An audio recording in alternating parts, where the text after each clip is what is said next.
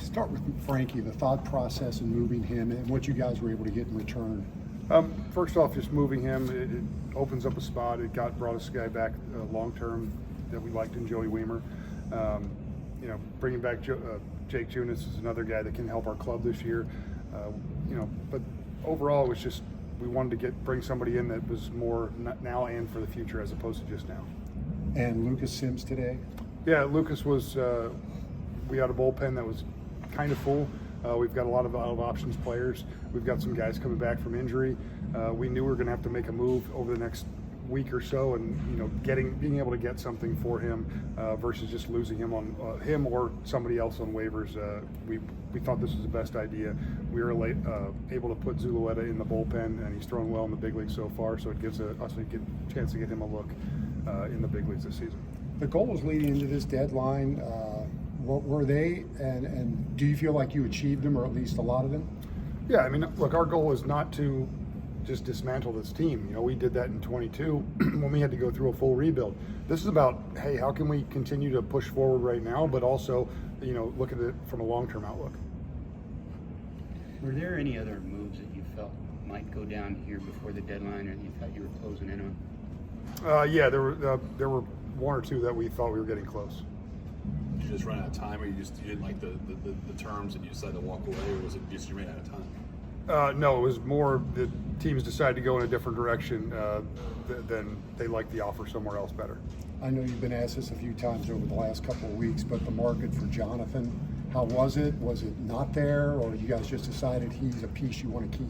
Yeah, I'm not going to comment on the market, but at the same time, he's a player that's been an impactful player for this team, and he brings a lot of qualities to this team right now, and hopefully gives us our best chance to win this year. How big of a goal was it, Nick, to build organizational depth through the trade deadline? Do you feel like that was one factor that maybe works into it? I guess that wasn't something. Organizational depth was not something we were just looking towards. I mean, obviously you want to continue to grow that, but that wasn't a big goal of ours. Do you see Junis as a starter or bullpen piece? He's bullpen piece. Okay.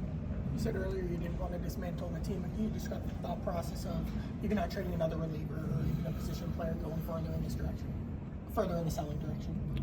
Yeah, I mean, like I didn't want to put a bunch of younger players on the roster just to put younger players on the roster. We've got a good group of veterans. We could have traded 3 or 4 more relievers if we really wanted to and go down that road, but look, this team's right now has a positive 41 run differential. I know that we haven't won the games we should have won. We do have a shot. We've played well. We've got guys like McLean coming back, Pagan coming back. We've got guys that are going to come back that are going to help this team, and we want to be able to at least give this team a shot to push towards the postseason. And then the other side, like in 09, you had Rowan, in 19, you had Bauer. How strong of a consideration was it to make an aggressive move with a veteran? There were some guys like that who were dealt this year. Yeah, we made some offers, and at the end of the day, we came up short. Would you say you were more into this as buyers, sellers, or like threading the needle, trying to do both, kind of what you alluded to there? It was more about trying to thread the needle and do both as opposed to just buy or sell. You think, is that where kind of the trade deadline's gone, if not this year, maybe even in recent years? It seemed like a lot of teams were kind of trying to do that. I can't speak for what other teams were trying to do. I mean, I've talked to everybody, but there were teams that were aggressively buying and aggressively selling, and there were some of us that were a little bit more trying to do both. Tell us about. Go ahead. Go ahead, Charles. I was going to ask about just trading it in the division. We've seen more of that recently as well. Yeah, for a guy like Frankie, he's not going to be. He's a free agent at the end of the year. It is something that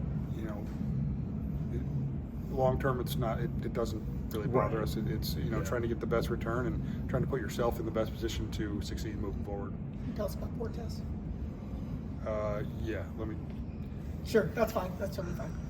So, I want to follow up on the idea of trading in the division, because, yeah, not long term, if anybody's going to win that, it's going to be you guys. But if he helps them this year, I mean, that's the risk you take, obviously, but not a risk that bothers you to take. I don't really. If you guys do make a run, get to the playoffs, come close or whatever, and he helps them maybe do even better, obviously that's the short-term risk you take. right? But so I'm saying, a lot of times in the past that would bother. That's why teams don't trade in the division. Yeah, we felt the best return was there, and that's why we went that way, as opposed to trying to put him somewhere else. We could have moved him to a handful of other teams, but we felt the best return, the best place moving forward. It helped us get Junison as a guy who's going to slot into our bullpen, and then Weimer's got a chance to be a long-term fit in the outfield. So we liked the overall return.